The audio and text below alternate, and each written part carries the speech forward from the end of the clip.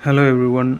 अभी सुबह का ठीक 3 बज रहा है और हम ज्योग्राफी का 2 टॉपिक को रिवीजन करने के लिए ये सेशन बेहतर है। और ये सेशन को हम इसीलिए रिकॉर्ड कर रहे हैं ताकि कल को अगर मेरा पॉजिटिव एक्सपेक्ट में कुछ सक्सेस स्टोरी होता है बोलने से हम अपना मोमेंट को रिलाइव कर सके कि कैसे हम सुबह सुबह उठ के मेहनत करता था। और साथ ही साथ में ये सेशन आप लोग के लिए भी है ताकि आप लोग भी हमको देख के इंस्पायर हो सके ना। और ये सेशन में हम 2 ज्योग्राफी का बेसिक जो कंसेप्ट है उसके बारे में डिस्कस करेगा। Topic formation of universe and planet है और दूसरा वाला जो और सोलर सिस्टम है जिसको हम लोग अपना बचपन से पढ़ते हैं। और साथ ही साथ में ये जो 2 टॉपिक है उसको हम कम्पिटिटिव एग्जामिनेशन का एक्सपेक्ट जो हाईली इम्पोर्टेंट क्वेश्चन है उसको खुद भी रिवीजन करेगा और हाईलाइट करने का कोशिश करेगा।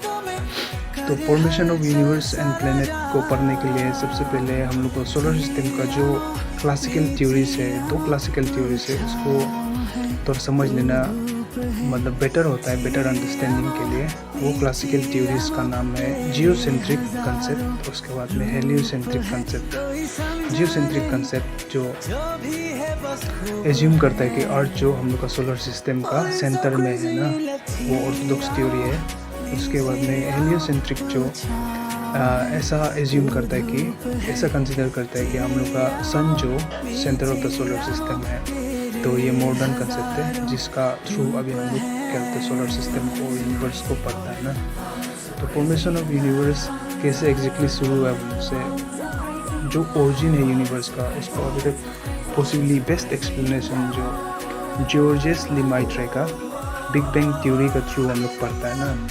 जॉर्जेस लेमाइत्रे का पूरा नाम था एबी जॉर्जेस लेमाइत्रे, जो बेल्जियम का एक एस्ट्रोनॉमर था और साथ ही साथ में वो कॉस्मोलॉजिस्ट भी था। कॉस्मोलॉजिस्ट जो कहते हैं जो यूनिवर्स का बारे में पढ़ता है, यूनिवर्सल साइंस को हम लोग कॉस्मोलॉजिस्ट बोलते हैं ना। तो अकॉर्डिंग टू एबी जॉर्ज लेमाइत्रे वो अपना द बिग बैंग थ्योरी को 1927 में पब्लिश किया था बोला। तो उसका हिसाब से हम लोग बिग बैंग थ्योरी का हिसाब से ये पढ़ता है यूनिवर्स जो ओरिजिनली एक कंसंट्रेटेड लंप था बोला है। और वो कंसंट्रेटेड लंप जो एक छोटा सा प्रीमेबल एटम था बोला है, जिसको हम लोग प्रीमेबल एटम को सिंगुलर टर्म में लोग सिंगुलरिटी बोलते हैं, सिंगुलरिटी या फिर टाइनी बोलना।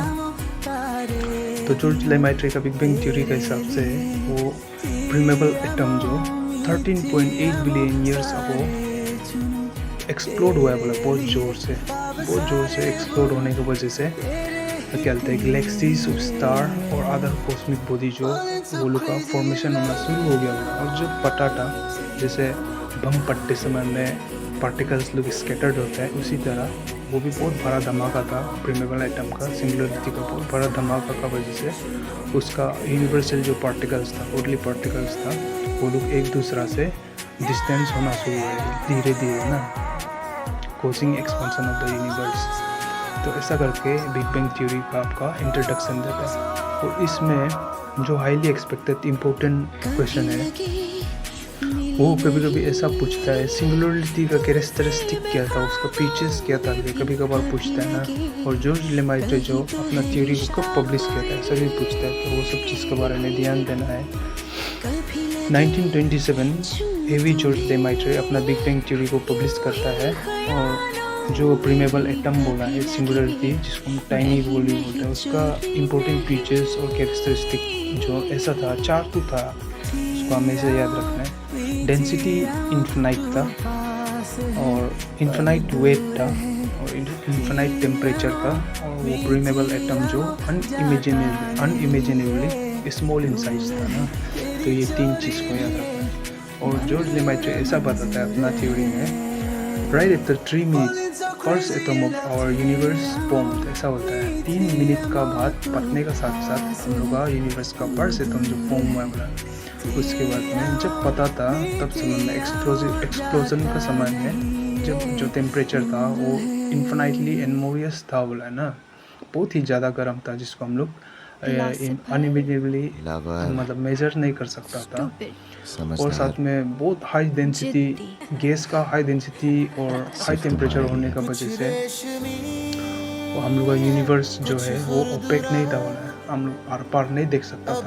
और साथ ही साथ में 3 लाख साल का बाद में पटने के बाद 3 लाख साल के बाद में हम लोग का यूनिवर्स का टेम्परेचर जो थोड़ा कूल डाउन होना शुरू हुआ है, वो जो कितना तक कूल डाउन हुआ है मुझे 4226 डिग्री सेल्सियस तक कूल डाउन हुआ है। और उसको हम लोग केल्विन में गिनते हैं से 4500 केल्विन ना। और ऐसा करके धीरे धीरे क्या होता है, जब यूनिवर्स का जो वो प्रीमेबल एटम का बिग बैंग का बाद में पटने का बाद में कुछ साल का बाद धीरे धीरे ट्रांसपेरेंसी आना शुरू हुआ है। तो यही थ्योरी को सपोर्ट करने के लिए, यही थ्योरी को सपोर्ट करने के लिए और एक इंसान आता है, उसका नाम है एडविन हब्बल। वो कब आता है उनसे, वो 1929 में आता है। 1929 में वो कौन सा थ्योरी लेके आता है उनसे, वो एक्सपांडिंग यूनिवर्सल थ्योरी लेके आता है। वो एक्सपांडिंग यूनिवर्सल थ्योरी है क्या चीज़ उनसे। एडविन हब्बल जो एक क्या होता है, एस्ट्रोनॉमर होता है, जो स्टार्स वगैरह को रीड करता है ना, अपना टेलीस्कोप का साथ में वो आ जाता है और एक ही पर्टिकुलर लोकेशन और एक ही पर्टिकुलर स्टार का डिस्टेंस को वो 5-6 साल तक वो करता है, एग्जामाइन करता है। और उसका रिसर्च के हिसाब से ये पता चलता है कि जो पर्टिकुलर लोकेशन में स्टार्स था वो लोग का डिस्टेंस जो धीरे धीरे बढ़ते जा रहा है। तो उसी का रिगार्डिंग वो एक्सपांडिंग यूनिवर्सल थ्योरी बनाता है। और यही थ्योरी जो आपका 1927 का जो जियोर्जियस लेमाइत्रे का बिग बैंग थ्योरी था उसको सपोर्ट भी करता है।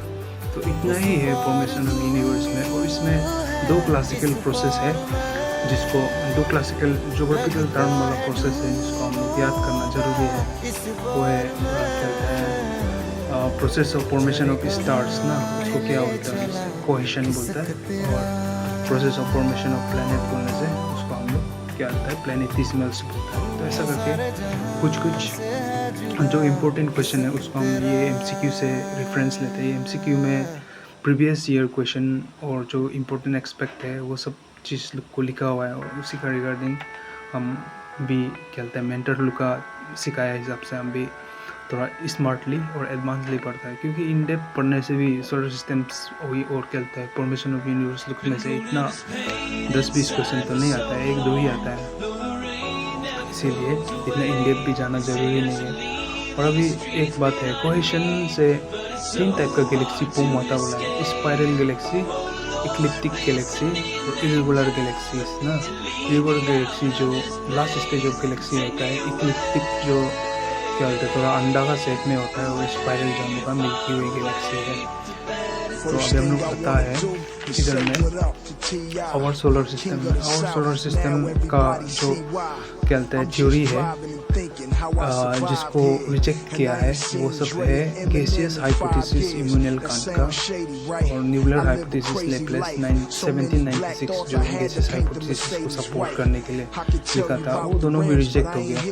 और फिर प्लैनेटिसिमल हाइपोथेसिस है जिसको TC चैम्बरलिन 1905 में लिखा था, वो भी कहता है यूनिवर्सली एक्सेप्टेड नहीं है। और टाइडल हाइपोथेसिस जेम्स हिन्स का है जिसको 1919 में लिखा था और रिपब्लिश किया था 1929 में। तो इसका थ्योरी तो इतना काम नहीं आता, इन डेप्थ पढ़ के फ़ायदा नहीं होगा, कहानी बताने से भी वीडियो बहुत लंबा हो जाएगा।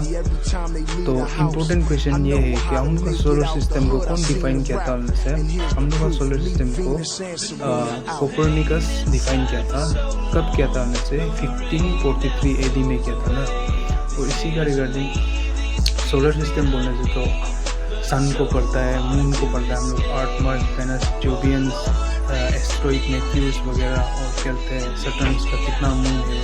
तो उसका रिगार्डिंग हम जो इम्पोर्टेंट एक्सपेक्टेड क्वेश्चन है उसको हम थोड़ा रिसर्च करके नोट करके और इजीली समझने के लिए स्मार्टली डील किया है। तो आप लोग भी क्वेश्चन को ध्यान रखिएगा। फर्स्ट क्वेश्चन मेरा इम्पोर्टेंट वाला जैसे है, how many moons the Saturn है बोल के कभी कभार पूछा जाता है ना। तो सटर्न का 146 सैटेलाइट है अभी करेंटली।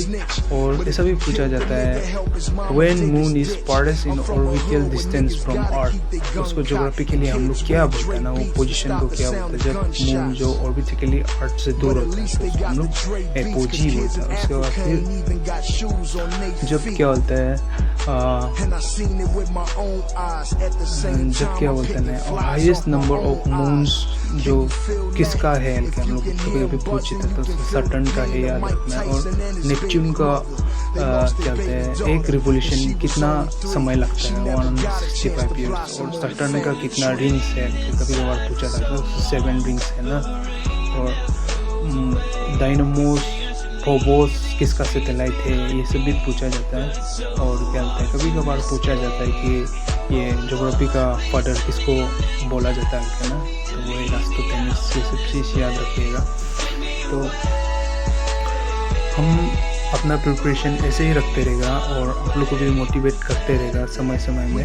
तो ये वीडियो तो हम अपना रिमेम्बरेंस के लिए बनाया था, फिर भी आप लोग अच्छा लगता है ऐसा हमसे क्या बोलते हैं हमको कमेंट कीजिएगा, और डिस्क्रिप्शन में अगर आप लोग को मटेरियल्स चाहिए होता है तो भी हम अपना नोट्स शेयर करने के लिए रेडी है।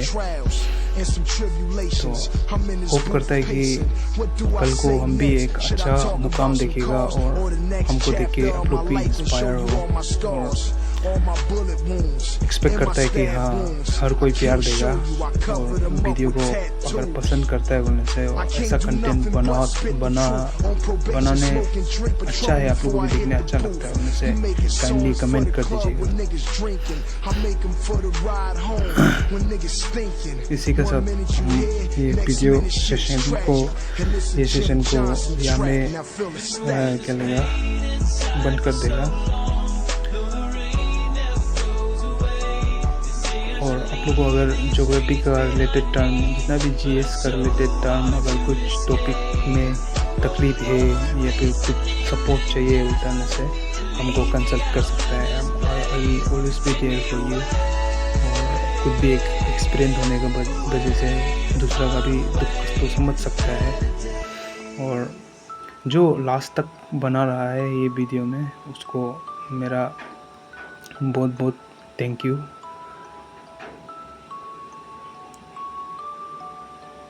और आप लोग भी अपना लाइफ में ऐसे ही मेहनत करते रहिएगा, लाइक मेहनत तो करना ही है ना। तो ये सब चीज़ है, और हम भी अपना नेक्स्ट टॉपिक लुक को अपलोड करना है कि नहीं वो सब सोच रहा है, और कभी दिन हम अपना बारे में भी पूरा आप लोग को बताएगा, और होप करता है कि कल को एक ब्राइटर फ्यूचर देखेगा आप लोग का साथ में। तो थैंक यू एवरीवन, बाय।